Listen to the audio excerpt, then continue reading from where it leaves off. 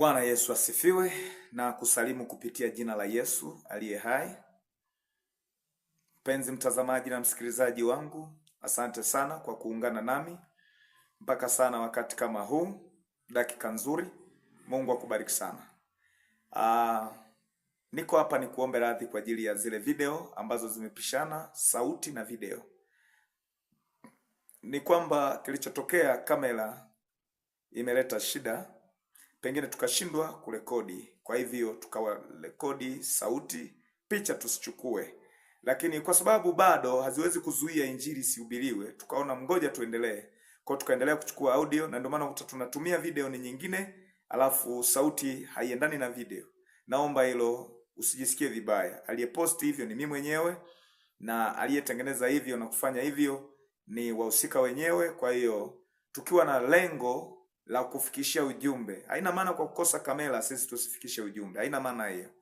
Bado tutalazimika kufikisha ujumbe, na niombe unielewe kwamba nina nia thabiti ya kuhakikisha unaupata ujumbe kwa wakati na unajifunza neno la Mungu kwa ukaribu, vipindi viwe vya kutozelesha, na hivyo ninaomba Mungu anijalie neema ya kupata kamera na vitendea kazi vingine vizuri vitakavyoendana na hii huduma. Zaidi sana ninaomba wewe maombi yako, Niombee Bwana anijalie nipate vifaa.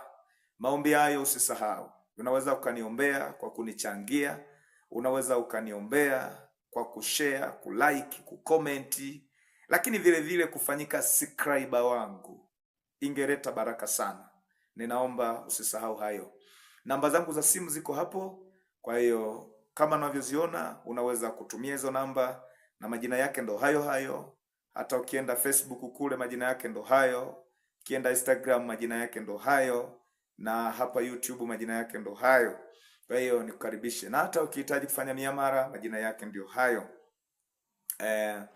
Mimi zaidi sana ni kuaminishe kwamba ninaamini Kristo anakupenda zaidi unavyojua upendo ulivyo. Ninaamini hivyo kwamba Kristo anakupenda wewe zaidi ya wewe unavyojua upendo ulivyo. Na ndio maana yeye hatusemi ana upendo, tunasema Mungu ni pendo. Yeye mwenyewe ni pendo. Yeye mwenyewe ni pendo. Anakupenda wewe zaidi ya unavyofikiri wewe upendo ulivyo. Na ninaamini kabisa uko wakati utakapotambua kwamba hakika ninachokwambia hiki ni kweli.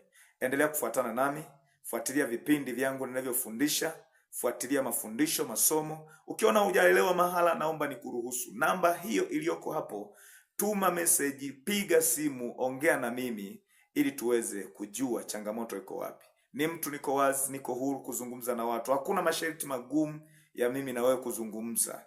Piga simu, zungumza, hoji swali lako, hujaelewa wapi, tuzungumze, tuliweke sawa, hatimaye upate kuelewa. Sipendi sana kumpotosha mtu. Ningetamani kuona kila ninayeongea naye anaelewa sawa na nilivyoongea. Na pengine si vile tu sawa na nilivyoongea mimi na yeye tumeelewa sawa na neno la Mungu.